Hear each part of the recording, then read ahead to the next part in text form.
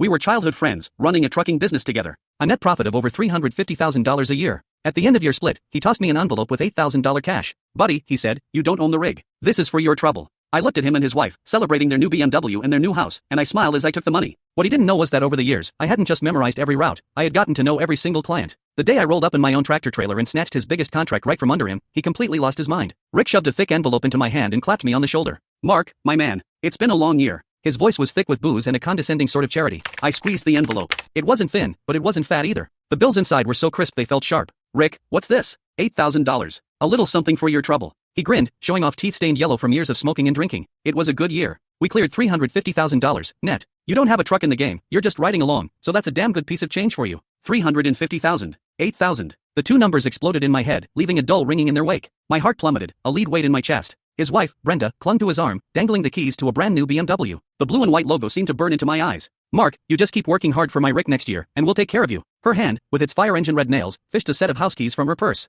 She tapped them against the floor plan of their new home. This one's 1,800 square feet. We close next week. You'll have to come to the housewarming. I watched the raw, unfiltered happiness and pride spilling off them. I felt like a ghost at their feast, a complete and utter joke. I forced the corners of my mouth into a smile that felt like cracking plaster. Thanks, Rick. Thanks, Brenda. I stuffed the $8,000 into my pocket. My hands were steady, but my fingernails were digging so deep into my palms I thought I might draw blood. The dinner was at the nicest steakhouse in town. The private room was stuffy with heat, and the food on the table was arranged like art. I had zero appetite. My mind drifted back to the endless days and nights on the road. The summers, when the cab was a steambox with no AC, and I had to chug lukewarm water and pinch my own thigh just to stay awake. The winters, when we were snowed in on some godforsaken mountain pass, gnawing on frozen sandwiches for 2 straight days. I once drove for 3 days straight to make a rush delivery, my eyes so bloodshot the whole world seemed to shimmer and shake. And where was Rick during all of that? He was at home, tucked into his warm bed, AC blasting, making the occasional phone call to manage me remotely. Mark, keep an eye on that load. Can't have any issues. Mark, schmooze the guys at the dock. Get them to move faster. Mark, the client needs a little something extra, you know what to do. I was the one who had to know what to do. I was the one who had to keep an eye on things. I was the one changing tires in a blizzard and laying down planks in the mud. And he was the boss, reaping all the rewards. All because the title of that tractor trailer had his name on it.